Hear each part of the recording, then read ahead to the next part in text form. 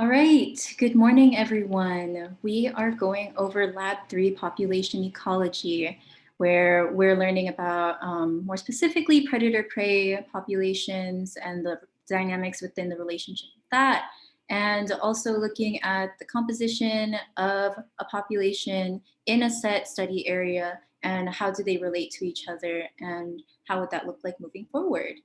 So the outline for lab today is that we're going over first the exponential growth model, then the logistic growth model, just comparing the differences between both, the different factors that affect them, and then going over growth limiting factors and carrying capacity, which tie into the growth models. And after all of this, all of these concepts that we're learning, we're going to look at Isle Royale, a simulation through SymBio again, and I will be putting you all in breakout rooms to complete that. And within Isle Royale, we'll have 3 sections that you'll have to complete, and that will be divided to 3 separate time periods of breakout rooms.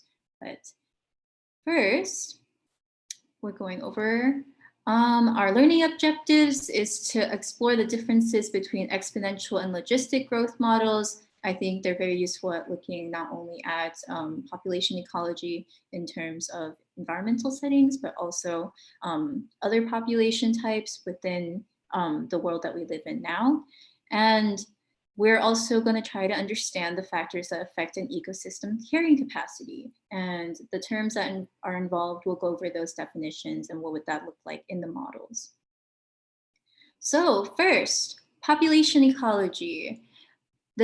Population ecology is the study of changes in size and composition of population. So within our study site, we're looking at the numbers of the species that we have, and then the different species interacting within this case study or study area.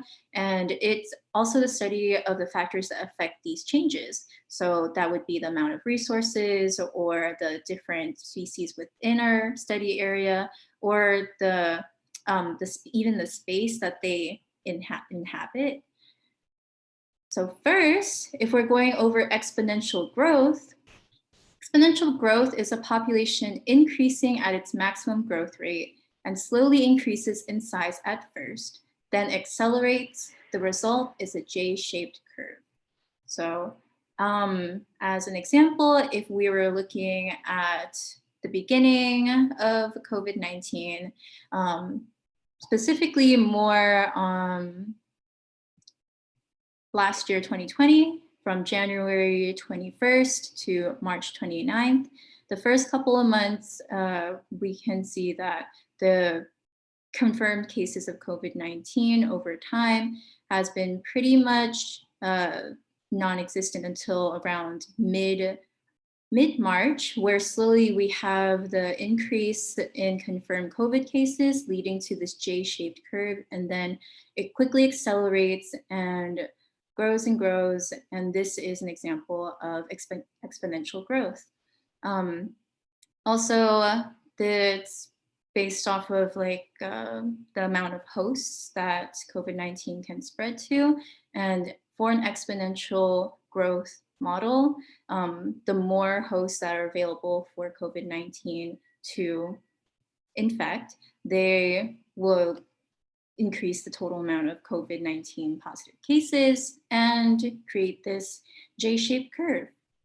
So exponential growth can also be defined and measured using an equation. So continuous population growth in an unlimited environment can be expressed as this equation.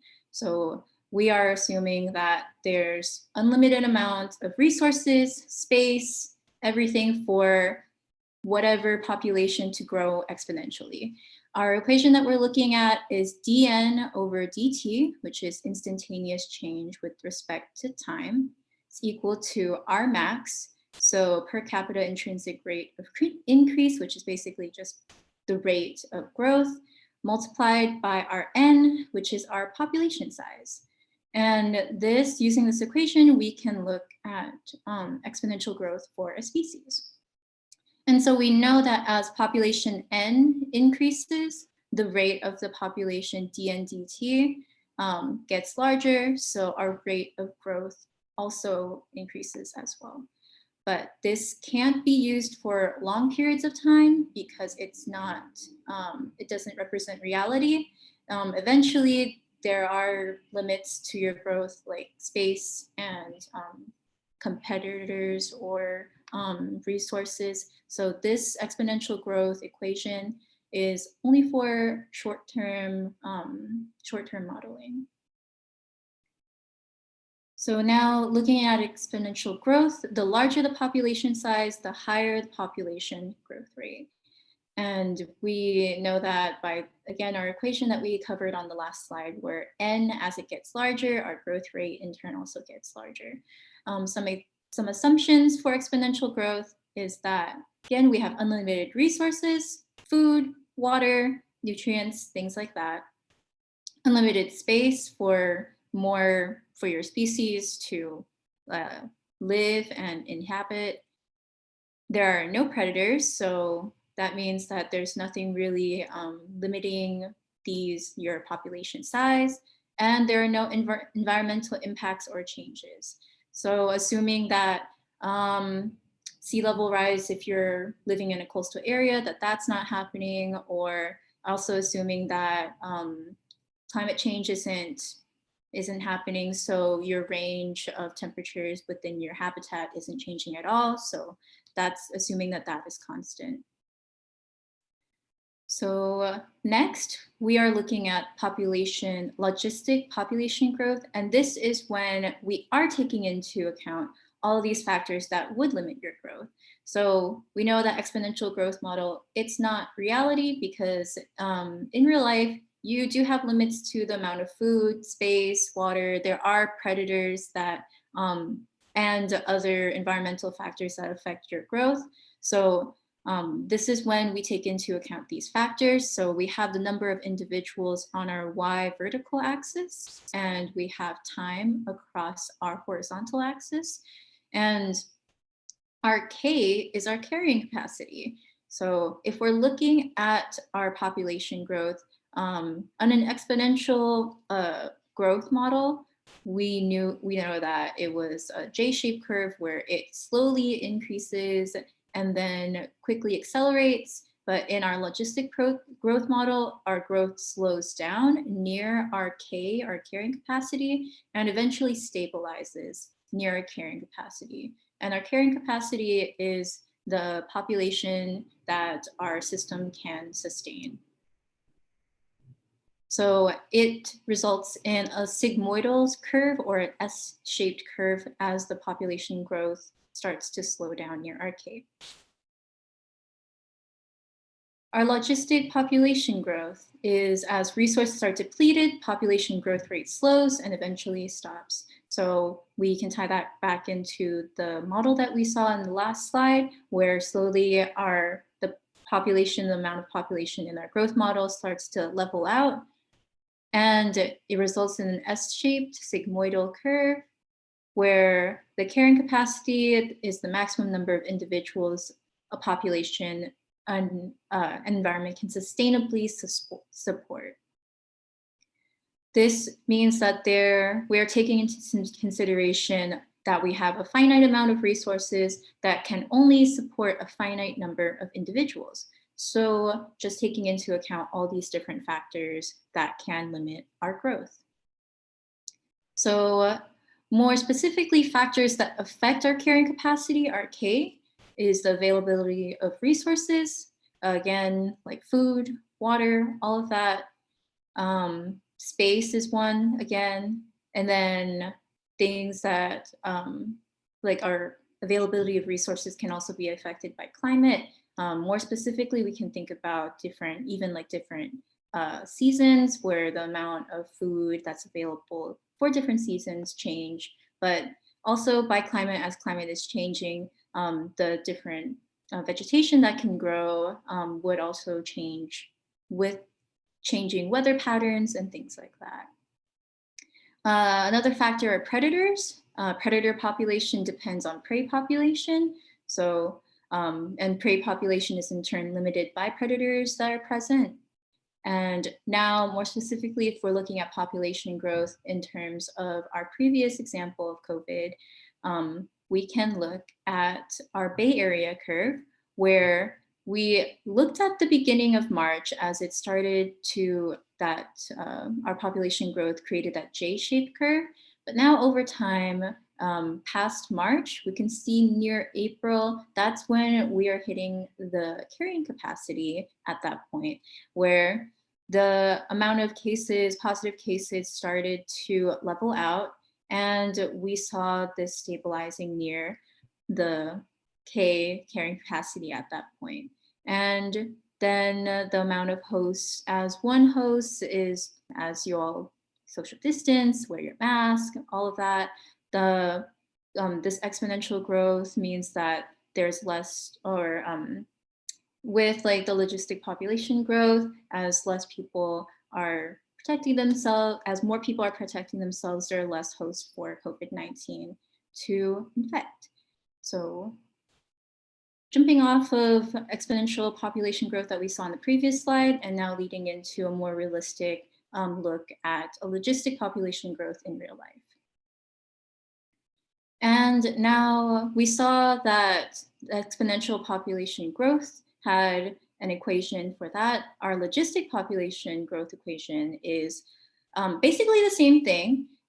But now we add in this parentheses with extra factors taking into consideration carrying capacity. So the factors are pretty much all the same. We just add in K. So as population N approaches carrying capacity, or K, the fraction on the right-hand side of the equation becomes smaller. So as our N, the amount of species or whatever population that you're looking at, as it reaches or nears carrying capacity, then it gets smaller within this fraction, and that means our dn dt, our growth rate, is going to become smaller. And that makes sense because when we're looking at that graph in the past slide, we could see that there was that leveling out, so this equation makes sense. So now we are going to look at exponential population growth and logistic population growth in terms of a case study through SynBio. And in SynBio, we're looking at Isle Royale. And Isle Royale is this island in the middle of Lake Superior where for a while there were no other species living on it, and vegetation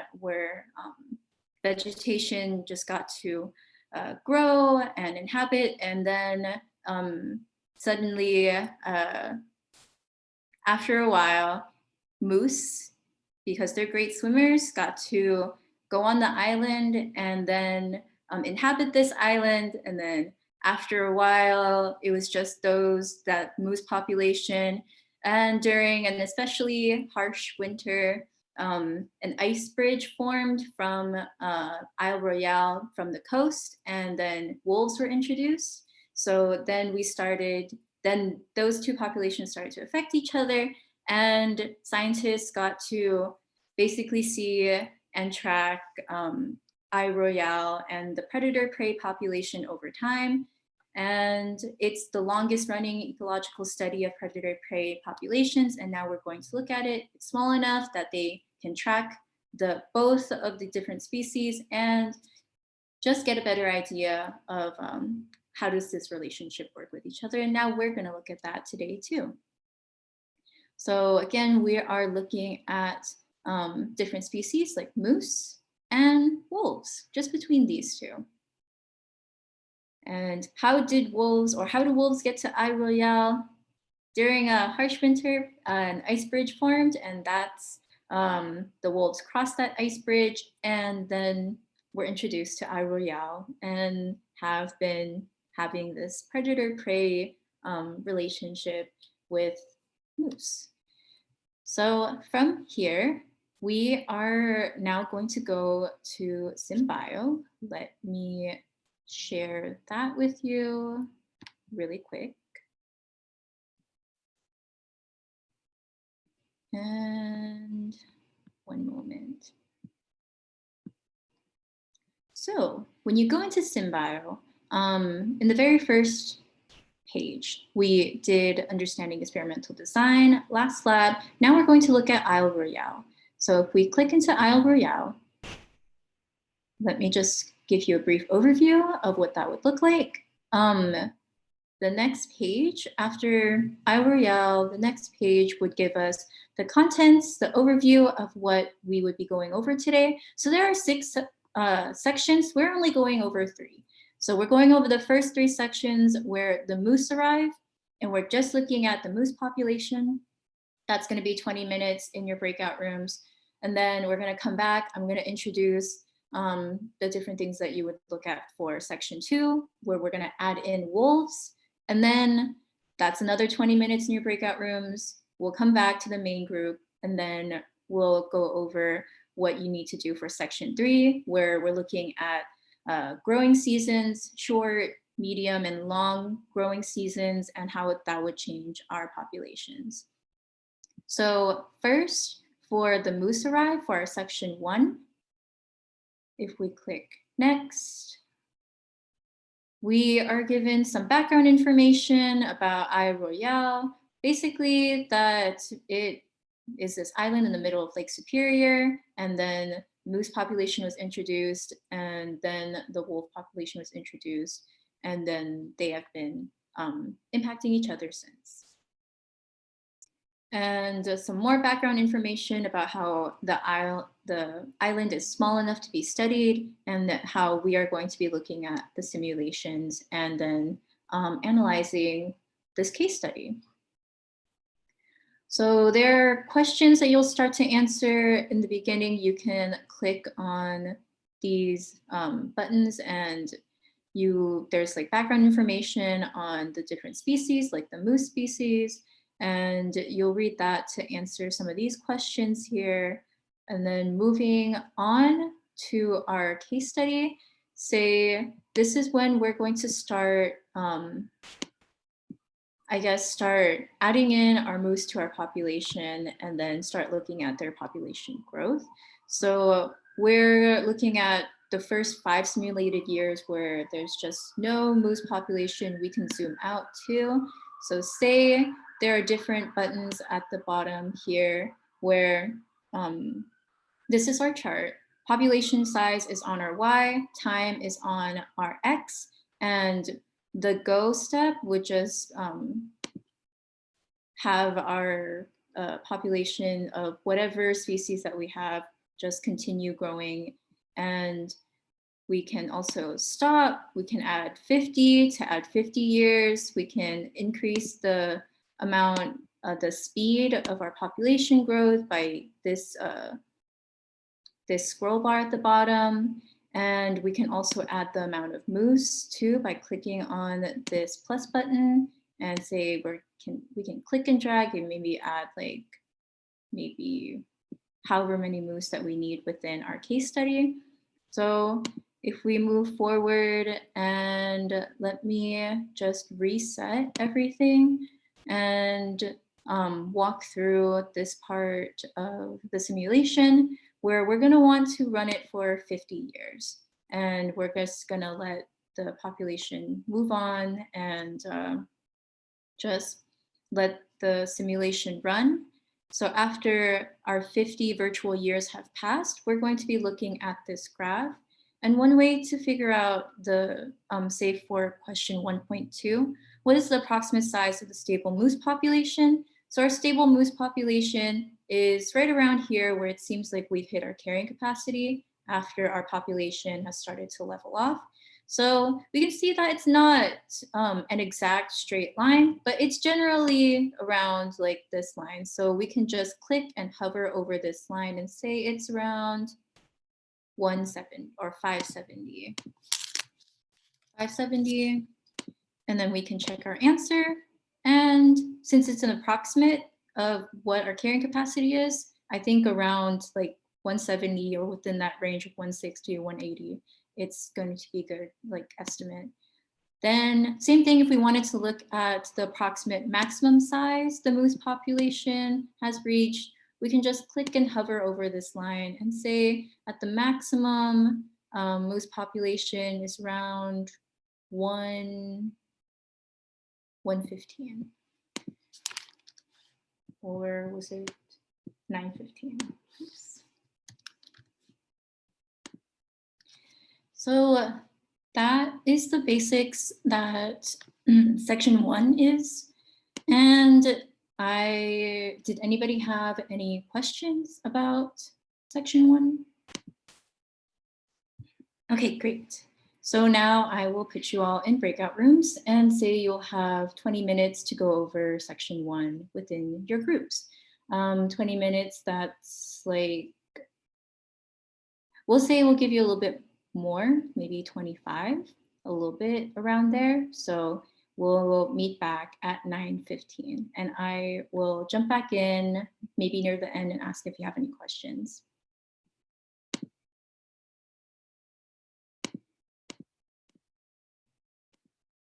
Okay, I will see you all at 9:15.